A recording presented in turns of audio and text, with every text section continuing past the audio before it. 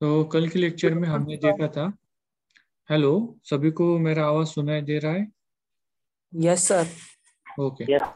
Now see यार, कल के लेक्चर में हमने जो एग्जॉस्ट के जो कंबशन है, ठीक है, तो उसमें कौन कौन सी टेस्ट हम करते हैं, किस हिसाब से टेस्ट करते हैं, वो हमने कल देखा था। टेस्ट करने में इंजन में लोड कितना रखते हैं, इंजन का आरपीएम कितना रखते हैं, वो हमने कल स्टडी किया था। अभी आज के लेक्चर में जो एग्जॉस्ट एनालिसिस जो होता है और जो कंबशन इफिशिएंसी होता है ना, उसके वजह से कौन कौन से ऑटोमोबाइल में से पोल्यूटेंट्स आपने को कितने रेंज में मिलते हैं, वो आज हम देखने वाले हैं। तो यहाँ पर देखिए कि इसमें सबसे पॉपुलर जो मेथड है उसको हम बोलते हैं 5 गैस एनालाइजर। जो 5 गैस एग्जॉस्ट एनालाइजर है, उसमें हम 5 डिफरेंट टाइप्स के जो गैसेस है ना, उनको हम इसमें एनालाइज करते हैं। जैसे कि कौन कौन से गैसेस है? First one is hydrocarbon, second one is carbon monoxide, third is the carbon dioxide, fourth one is the अपना SO2, and fifth one is the oxides of nitrogen, that is NOx. These are the 5 different types of gases. Okay, and these gases are very much harmful.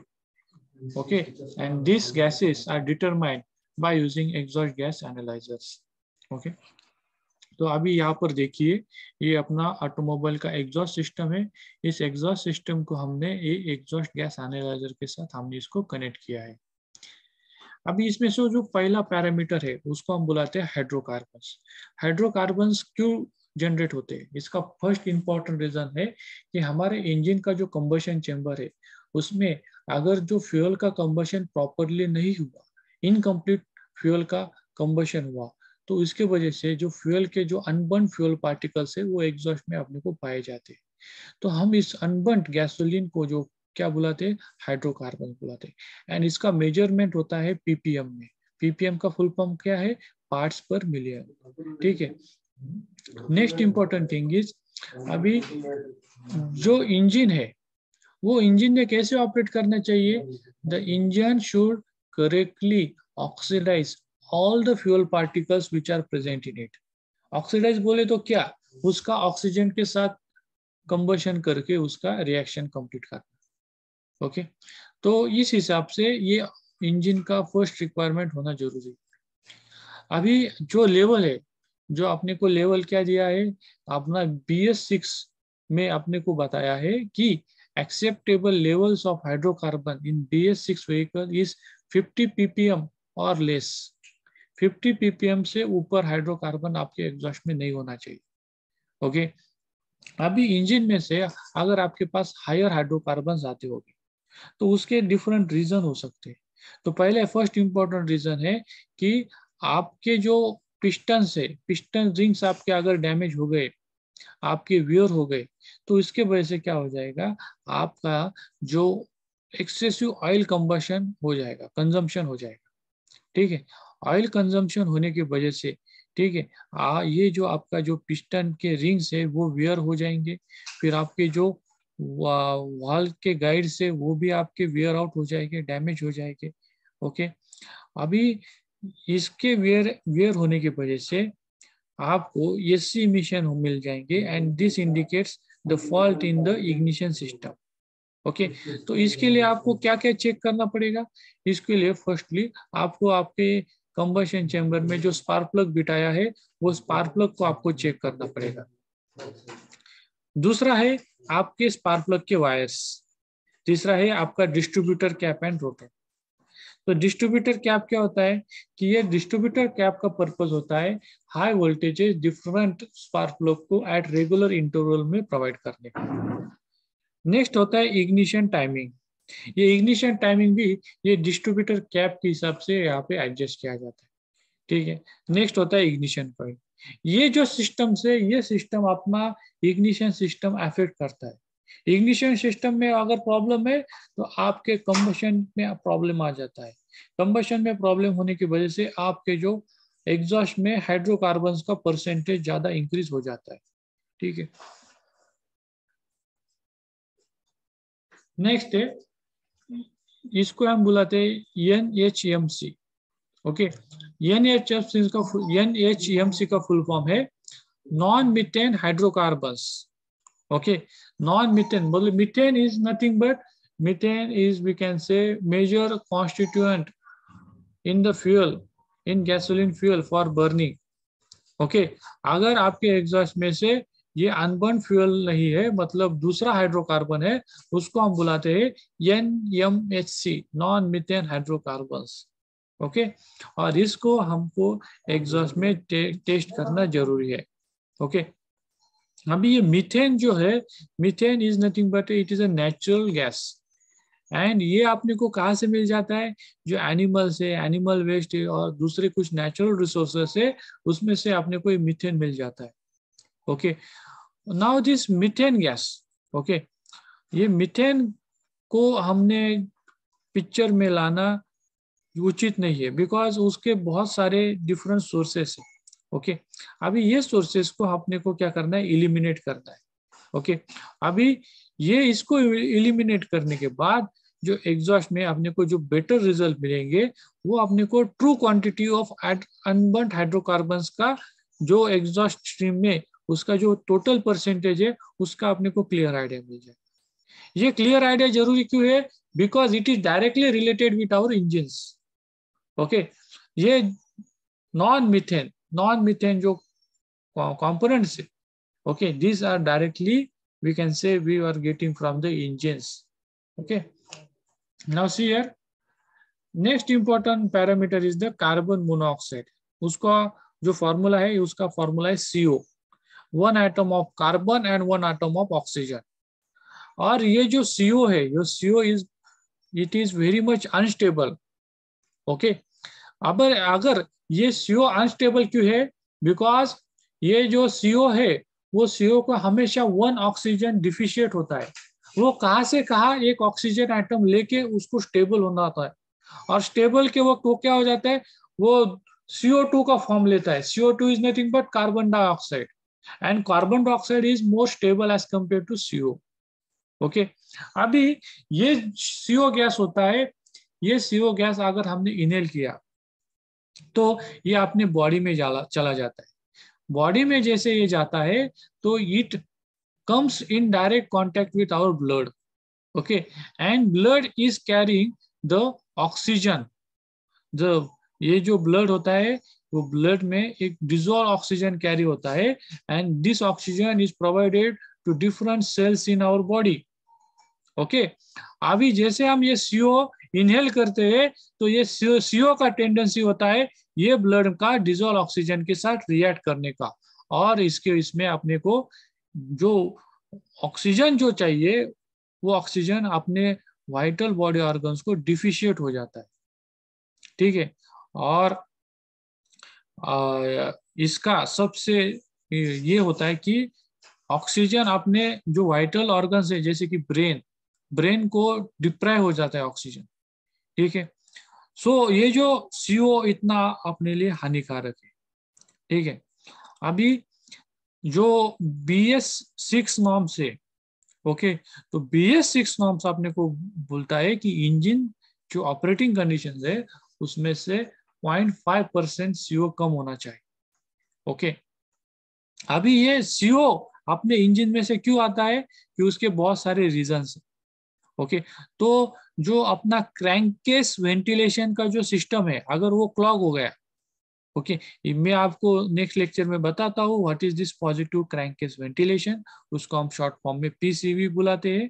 ठीक है, अगर आपका PCV system ये dust particle से clog हो गया है engine में, तो इससे क्या होता है इफेक्ट? अपने को एग्जॉस्ट में ज्यादा CO मिल जाता है। ठीक है, अभी दूसरे भी कुछ रीजन है, जैसे कि क्लॉग्ड एयर फिल्टर, जो हमारे इंजन में अपने को एयर चाहिए होता है, क्योंकि कंबशन प्रोसेस के लिए अगर आपका ये एयर फिल्टर अगर आपका क्लॉग हो चुका है, ठीक है, तो आपको क्या हो जाएगा? कंबशन के लिए इनसफिशिएंट ऑक्सीजन मिल जाएगा। इनसफिशिएंट ऑक्सीजन अगर कंबशन को होता है, तो आपका कंबशन प्रॉपरली नहीं हो पाएगा।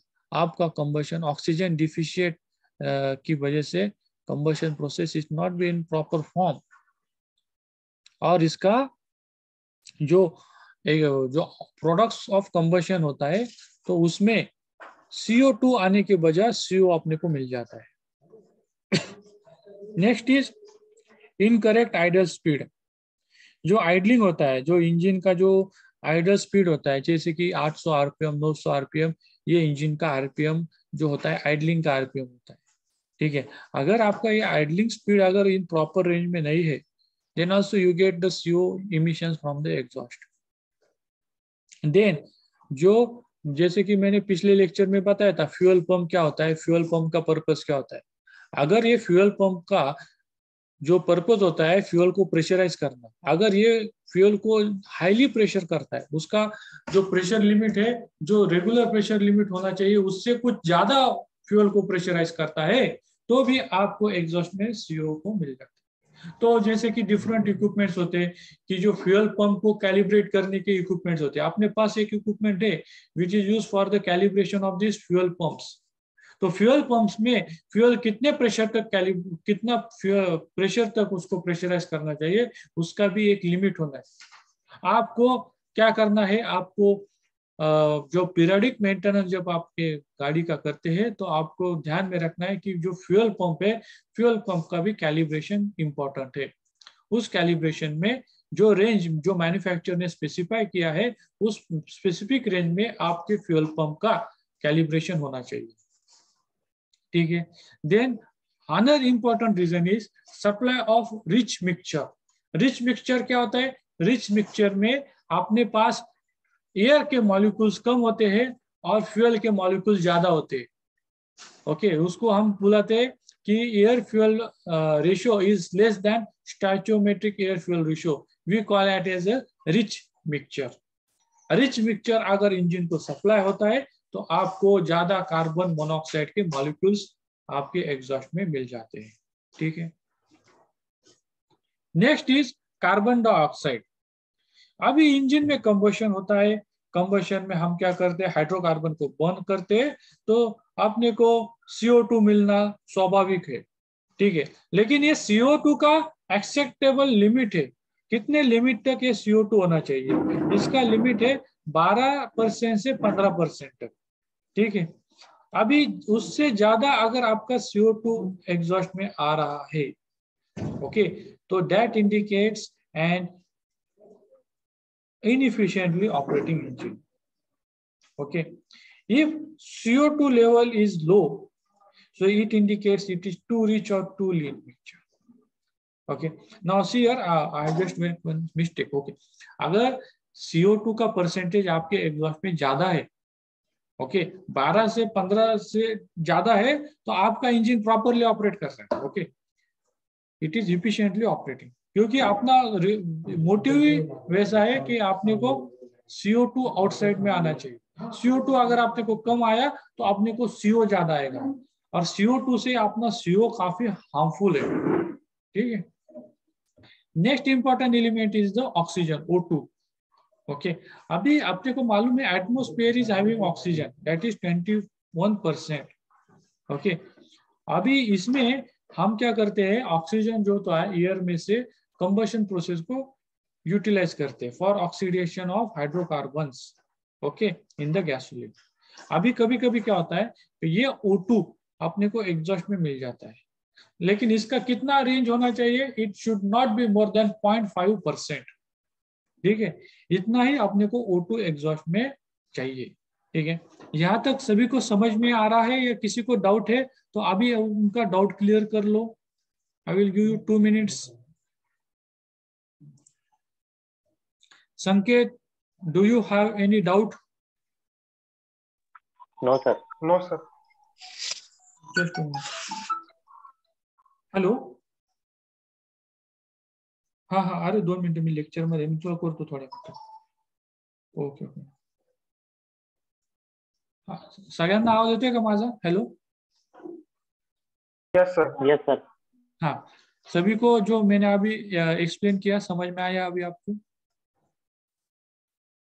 Yes sir. Okay, shall I proceed further? Yes, sir. Okay.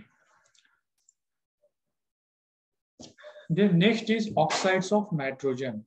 NOx। अभी यहाँ पर ये जो कैपिटल N है, कैपिटल O है और ये नीचे ऐसा X है। तो ये X क्या होता है मालूम है क्या? ये X ऐसा नंबर होता है 1 2 3। ओके, तो इस हिसाब से हम उसको बुलाते हैं। अगर 1 होगा तो हम उसको बुलाते हैं NO, 2 होगा तो NO2, NO बोले तो नाइट्रोजन ऑक्साइड, NO2 बोले तो नाइट्रोजन डाइऑक्साइड। ओके, इस हिसाब से ये एग्जॉस्ट में NOx के ऐसे अपने को मॉलिक्यूल्स मिलते हैं। ठीक है, अभी ये जो NOx है ना, NOx अपना एक कलरलेस है, टेस्टलेस है, ओडरलेस गैस है। ये इंजन में से आने का इसका मेन अपना सोर्स है। ठीक है, अभी ये NOx क्यों फॉर्म होता है, लेकिन पहले मैं आपको ये बताता हूँ ये एक्चुअली होता क्या है। ये जो NO जो से मैंने बताया, NO कलरलेस है, टेस्टलेस है, ओडरलेस है। लेकिन जो NO2 है, वो NO2 थोड़ा सा रेडिश ब्राउन है। Okay, and it is acidic and in pungent in smell. Okay, and ये जो मिक्सचर होता है NO एंड NO2 का, तो इसको हम बुलाते हैं नॉक्स, NOx। एंड यहाँ पे दो X है, that X represent any number of these oxygen atoms. Okay, and this NOx, NOx, okay, this symbol is used to represent all the oxides of this nitrogen, and this is a 5th common gas in 5 gas analysis. ठीक है, अभी ये NOx का formation कैसे होता है मैं आपको बताता हूँ। अगर जब आप इंजन में stoichiometric air fuel ratio supply करते हैं, जैसे कि मैन्युफैक्चर बताता है स्टैचोमेट्रिक एयर फ्यूल रेशियो, तब उस केस में इंजन में जो टेम्परेचर होता है वो 1200 डिग्री सेंटीग्रेड के पास चला जाता है। ओके, ये जो 1200 डिग्री सेंटीग्रेड हो गया ना टेम्परेचर, तब क्या हो जाता है, ये जो ऑक्सीजन के मॉलिक्यूल्स होते हैं O2 के, वो डिसोसिएट होना स्टार्ट करते हैं, और ये डिसोसिएट होके ये नाइट्रोजन के साथ कंबाइन होना स्टार्ट करते हैं, और इसके वजह से अपने को ये नॉक्स के कम का जो मॉलिक्यूल्स है वो अपने एग्जॉस्ट में मिल जाते हैं। ओके, अभी ये नॉक्स को अगर आपने को कंट्रोल करना है तो उसके लिए हम क्या करते हैं, EGR मेथड यूज करते हैं, उसको बोलते हैं हम एग्जॉस्ट गैस रिसर्कुलेशन। तो एग्जॉस्ट गैस रिसर्कुलेशन में क्या किया जाता है, जो कंबशन में जो एग्जॉस्ट गैसेस है ना, उनको फिर से हम इनलेट से कंबशन चेंबर में डाइवर्ट करते हैं। तो इसके वजह से क्या हो जाता है, जो ऑपरेटिंग टेम्परेचर है ना, वो टेम्परेचर 1200 से आगे चला नहीं जाता, वो 900 से 1100 डिग्री तक ये ऑपरेटिंग कंबशन चेंबर का टेम्परेचर रहता है। तो जैसे कि हम ये कंबशन टेम्परेचर कंट्रोल करते हैं with help of this exhaust gases, तो जो अपना जो प्रोबेबिलिटी है एग्जॉस्ट में नॉक्स आने का, वो काफी कम हो जाता है। So this one is a very popular method to reduce the exhaust NOx from the automobiles. तो अभी यहाँ पर देखिए, ये जो BS6 है, ओके, BS6 के जो लिमिट्स है ये 5 गैसेस को, वो हमने यहाँ पे मेंशन किया है, एक्सेप्टेबल लिमिट्स। ओके, और इसमें दो तरीके हैं, with a catalytic converter and without catalytic converter. Catalytic converter क्या था, जैसे मैंने पिछले लेक्चर में बताया, it is a system at the exhaust. Okay, उसमें क्या होता है, एक कैटलिस्ट होता है। कैटलिस्ट कौन सा होता है, जैसे कि ये जो मटेरियल्स है प्लेटिनम, पैलेडियम, रोडियम, इनका मटेरियल्स का एक क्या किया जाता है, एक ऐसा फिल्टर लगाया जाता है।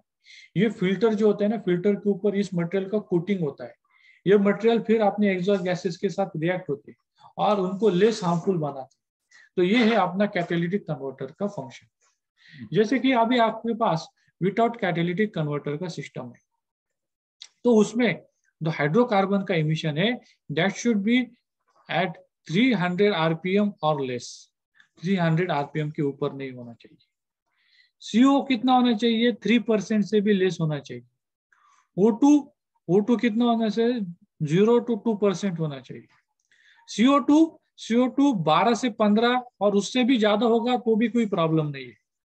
NOx, NOx वो कितना हो जाए, it should be less than 100 ppm at the idle and less than 1000 ppm at the working.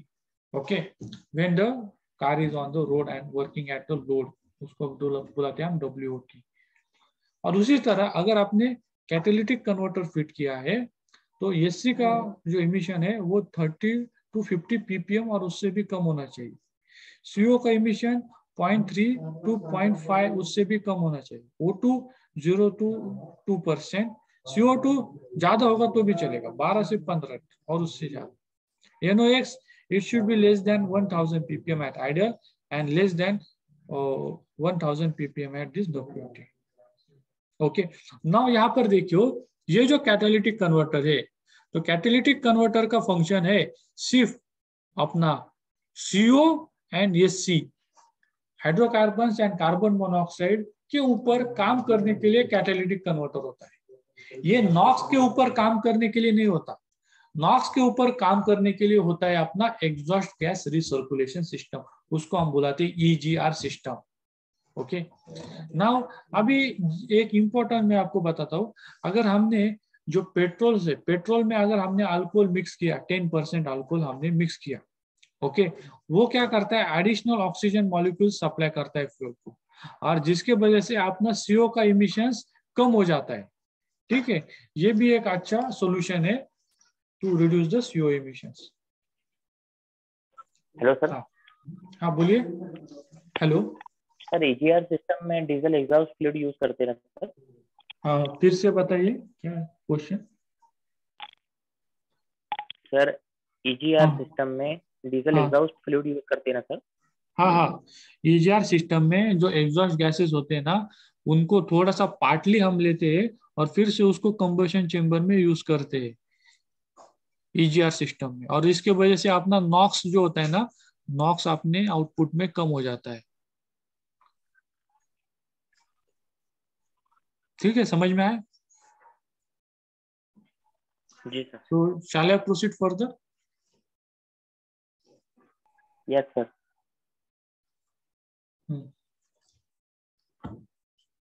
अभी आपका, अगर आपका एक पर्टिकुलर क्वेश्चन होता है कि आपके पास एक गाड़ी है, वो गाड़ी आपका पुरानी है, उसके पिस्टन वर्न आउट है, इंजन का पहले जैसा इतना इफिशिएंसी नहीं है, तो मेरा ये गाड़ी अगर मैंने इसका एग्जॉस्ट गैस एनालिसिस किया तो ये टेस्ट पास होगा या नहीं। तो कौन कौन से फैक्टर्स है data responsible for passing this exhaust gas test. ठीक है, तो जैसे कि मैंने बताया, ओके, जैसे कि गाड़ी का अगर एज और माइलेज, ठीक है, पुअर है, मतलब एज ज्यादा हो गया है, माइलेज कम हो गया है, that does not affects its exhaust emission test. Okay, क्योंकि जो एग्जॉस्ट इमिशन टेस्ट है ना, उसके लिए क्या होना चाहिए कि आपके कार का रेगुलर इंटरवल पे मेंटेनेंस होना जरूरी है। मतलब उसमें आपने ऑयल जो है, ऑयल अच्छा ग्रेड का ऑयल यूज करना, उसके वजह से क्या हो जाएगा, आपका इंजन में फ्रिक्शन कम हो जाएगा, पार्ट्स लेस वर्न आउट हो जाएंगे, कंबशन प्रोसेस अच्छा हो जाएगा। ठीक है, देन नेक्स्ट जो होता है कि जो आप इंस्पेक्शन, जैसे इंस्पेक्शन एंड मेंटेनेंस, जो मैंने कहा था एग्जॉस्ट एनालिसिस यूनिट का, जैसे कि आपको चेक करना है कि आपके कार में जो पॉजिटिव क्रैंकेस वेंटिलेशन है वो प्रॉपरली वर्क करता है कि नहीं, EGR सिस्टम प्रॉपरली वर्क करता है कि नहीं। EGR सिस्टम आपको टाइम टू टाइम क्लीन करना है, क्योंकि EGR सिस्टम में क्या होता है, हम जो एग्जॉस्ट गैसेस यूज करते हैं ना, उसमें सूट पार्टिकल्स होते हैं, वो सूट पार्टिकल्स की वजह से EGR सिस्टम अपना क्लॉग हो जाता है, तो उसको 1 लाख किलोमीटर के बाद उसको क्लीन करना पड़ता है। तो उसके आपने को वो क्लीन करने के बाद पिकअप भी आपने गाड़ी का अच्छा हो जाता है, तो EGR आपको क्लीन करना है। फिर नेक्स्ट होता है कि जैसे कि जो ब्रोकन कुछ ऐसे पार्ट्स होते हैं, जैसे कि बेल्स, जो बेल्स होते हैं, पुलिस बेल्स हम जो यूज करते हैं, तो वो एक पर्टिकुलर टाइम के बाद उनका टेंशन कम हो जाता है। ठीक है, अगर उनका टेंशन कम हो गया तो वो ज्यादा पावर कंज्यूम करते हैं। ठीक है, तो इस हिसाब से आपको इंजन को ज्यादा पावर प्रोड्यूस करना पड़ता है। तो ये होने के लिए आप क्या करो, टाइम टू टाइम आपके जो बेल्ट होते हैं, कौन कौन से बेल्ट होते हैं आपने इंजन में, एक होता है एसी का बेल्ट पुली अरेंजमेंट, दूसरा होता है आपने जो टाइमिंग अरेंजमेंट होता है, जो कैम्पशाफ्ट होते हैं, जो कैम्पशाफ्ट इंजन में से पावर लेते ऑपरेट करने के लिए, वो भी बेल्ट पुली अरेंजमेंट से कनेक्टेड होते हैं, उनका टेंशन आपको चेक करना है टाइम टू टाइम। उनको एक पर्टिकुलर टाइम के बाद उनका रिप्लेसमेंट करना है।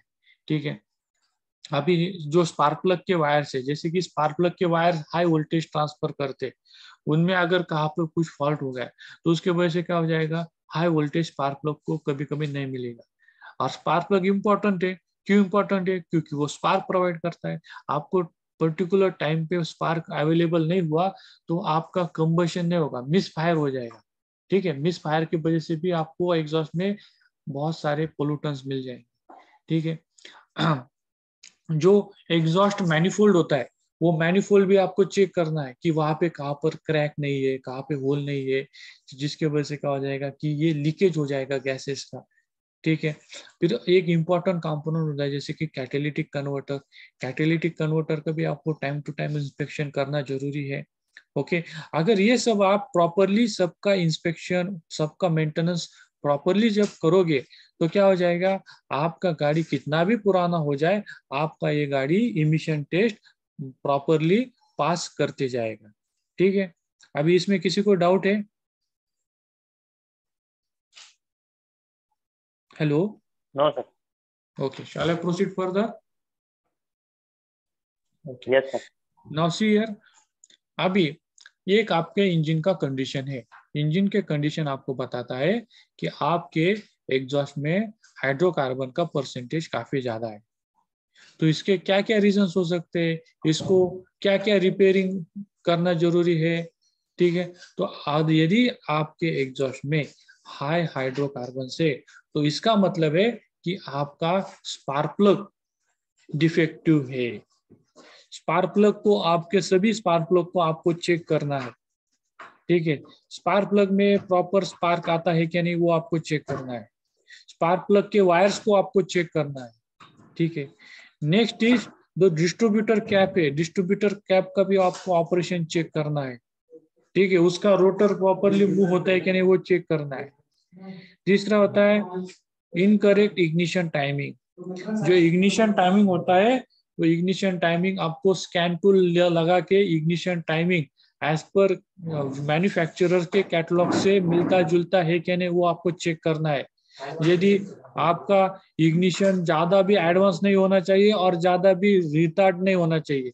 अगर ये होता होगा तो आपको ये सिस्टम प्रॉपरली कैलिब्रेट करके लेना है। ठीक है, अभी आपने अगर लीन एयर फ्यूल मिक्सचर यूज किया तो उसके वजह से भी मिसफायर हो जाता है, क्योंकि ज्यादा अगर आपके पास फ्यूल के ड्रॉपलेट से, लेस ऑक्सीजन के ड्रॉपलेट से, तो आपका कंबशन प्रोसेस नहीं होगा प्रॉपरली, इसकी वजह से मिसफायर हो जाएगा। ओके, और इसको हम बुलाते हैं लीन मिसफायर।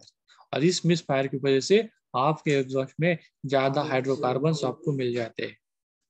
ओके, तो ये है important reasons to get high hydrocarbons in the exhaust. Okay,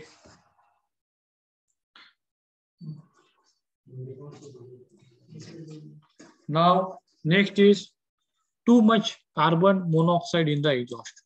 okay, आपका एग्जॉस्ट में ज्यादा हाइड्रोकार्बन कार्बन मोनोऑक्साइड के मॉलिक्यूल्स प्रेजेंट है। तो इसका सबसे इंपॉर्टेंट रीजन है कि आपके कंबशन चेंबर में कंबशन प्रोसेस के लिए ऑक्सीजन बराबर मात्रा से मिलता नहीं है। ऑक्सीजन के मॉलिक्यूल्स आपके कंबशन प्रोसेस के लिए डिफिशिएंट है, जिसके वजह से CO एग्जॉस्ट में ज्यादा आपको मिल रहा है। ओके, जो कॉमन कॉजेस जो है, जैसे कि पहला है टू हाई फ्यूल प्रेशर। जो फ्यूल पंप है, फ्यूल पंप जो फ्यूल को ज्यादा प्रेशर से उसको कंबशन चेंबर में सेंड करता है, तो वो चेक करना पड़ेगा आपको। आपको जो फ्यूल पंप का जो कैलिब्रेशन यूनिट है, उसके ऊपर फ्यूल पंप लगा के उसको कैलिब्रेट करना जरूरी है। Next is defective fuel pressure regulator. जो रेगुलेटर होता है that regulates the fuel pressures, वो अगर आपका डिफेक्टिव है, उसमें अगर डिफेक्ट है तो वो उसको आपको रिप्लेस करना पड़ेगा। तीसरा है क्लॉग्ड एयर फिल्टर और द PCV वाल्व। जैसे कि एयर फिल्टर से वो अगर डर्ट से क्लॉग हो गए, इसके वजह से एयर नहीं आता सिस्टम में। जो PCV वाल है, that is a positive crankcase ventilation वाल, वो अगर डैमेज हो गया तो इसके वजह से भी आपको CO सिस्टम में से ज्यादा मिल जाता है। Fourth one is defective injectors. Injectors का काम होता है कि सिस्टम में फ्यूल जो होता है उसको इंजेक्ट करने का। फ्यूल इंजेक्टर्स अगर डिफेक्टिव हो गए, they are not supplying the required amount of fuel, okay, then also you get CO in the exhaust, okay। तो ये सारे इंपॉर्टेंट रीजन है CO एग्जॉस्ट में हाई मिलने का, ठीक है। अभी किसी को इसमें डाउट है तो अभी क्वेश्चन पूछ लो, ठीक है। Sir what is PCB valve, कहाँ पर होती है? पीसीबी जो अपना एक क्रैंकेस होता है, ठीक है। तो क्रैंकेस के लिए हम क्या करते हैं, एक वेंटिलेशन करते हैं, क्योंकि क्या होता है कभी कभी अपना जो कंबशन के गैसेस है वो गैसेस क्या होता है क्रैंकेस में आके जमा हो जाते हैं, और इसके वजह से क्या होता है क्रैंकेस में इसका प्रेशर बिल्टअप हो जाता है ये गैसेस का। तो इसको रिड्यूस करने के लिए हम क्या करते हैं, एक क्रैंकेस को एक वेंटिलेशन का अरेंजमेंट देते हैं, उसको हम बुलाते हैं पॉजिटिव क्रैंकेस वेंटिलेशन, ठीक है। और वो ऑपरेट करने के लिए एक वाल्व होता है, उसको हम बुलाते हैं positive crankcase ventilation valve, PCV valve, ठीक है। तो ये पीसीवी वाल्व यहाँ पे मेंशन है, this is this PCV valve, ठीक है। जो पॉजिटिव क्रैंकेस वेंटिलेशन है, मैं अगली लेक्चर में आपको वो डिटेल में एक्सप्लेन करूंगा, ठीक है। ठीक है, thank you sir. Hello okay, sir. हाँ बोलिए। Sir rich and air fuel mixture means? Rich, हाँ अभी हाँ यहाँ पर देखिए कि अपना एक स्टैंडर्ड एयर फ्यूल रेशियो होता है, जो जितना मॉलिक्यूल्स एयर का, जितना मॉलिक्यूल्स फ्यूल का कितना लेना चाहिए इंजन का, उसका एक स्टैंडर्ड वैल्यू होता है। उस स्टैंडर्ड वैल्यू को हम बुलाते हैं स्टोइचियोमेट्रिक एयर फ्यूल रेशियो। उसका वैल्यू है 14.5:1। अभी यहाँ पर देखिए, अगर इसका वैल्यू 14.5 वैल्यू से कम होगा, सपोज 9-10 होगा, तो इसका मतलब क्या है कि एयर के मॉलिक्यूल्स कम है और फ्यूल के मॉलिक्यूल ज्यादा है, तो इसको हम बुलाते हैं, हम इसको रिच मिक्सचर बुलाते हैं। अगर आपका air fuel ratio is more than 14.5, उसको हम बुलाते हैं लीन एयर फ्यूल रेशियो। मतलब क्या कि उसमें एयर के मॉलिक्यूल ज्यादा है और उसमें फ्यूल के मॉलिक्यूल्स कम है, ठीक है। So this is the, you can say the significance of this stoichiometric air fuel ratio and rich and lean air fuel ratios. ये समझ में आया अभी आपको? Hello sir. Yes sir. हाँ बोलिए। Yes sir. Sir BS3 bike जो होती है सर, जिसमें कार्बोरेटर यूज होता है, हाँ हाँ उसमें एक चौक देता है सर कंपनी। हाँ हाँ सर सुबह सुबह अपनी बाइक स्टार्ट होने के लिए सर हाँ टाइम हाँ लेती है, इसके लिए चौक ऑन हाँ करता हाँ हूँ, अब चौक, हाँ चौक ऑन क्या करना होता है, पड़ता है हाँ हाँ, तो मैं इसका सर। रीजन उसमें जो बताता तो हूँ आपको। हाँ सर ये हीट हो जब, जाता है। हाँ हाँ बताता हूँ, इसका आंसर बताता हूँ कि अपना क्या होता है, आप जब हम सुबह सुबह अपना इंजन स्टार्ट करते हैं, बराबर है, तो इंजन कैसा होता है, कोल्ड होता है, तो इसको हम बुलाते हैं कोल्ड स्टार्टिंग कंडीशन। जब हम इंजन स्टार्ट करते हैं ना कोल्ड स्टार्टिंग में, तो अपने को फ्यूल की मात्रा ज्यादा लगती है, तो फ्यूल की मात्रा ज्यादा सप्लाई करने में एक कार्बोरेटर में अरेंजमेंट होता है चोक का। अगर हम जब चोक ऑपरेट करते हैं ना, तो चोक है ना ज्यादा फ्यूल के मॉलिक्यूल सप्लाई करता है, तो इसके वजह से अपना जो इंजन है, इंजन स्टार्ट जल्दी हो जाता है, ठीक है। ये चोक हम कब यूज करते हैं, जब भी अपना इंजन कोल्ड होगा तभी, ठीक है। अपना अगर इंजन हॉट है, ठीक है, तो अपने को ये चोक का जरूरत नहीं मिलता, अपना ये कम फ्यूल के पार्टिकल्स में भी इंजन आसानी से स्टार्ट हो जाता है, कभी जब भी वो हॉट होता है, ठीक है। तो ये होता है अपना चोक का सिग्निफिकेंस। आया समझ में आपको? Yes sir. Okay, any next question? Hello, तो no sir. I will stop this lecture now. I will send you this recorded lecture on your WhatsApp group. Okay, so I am stopping yes this lecture now.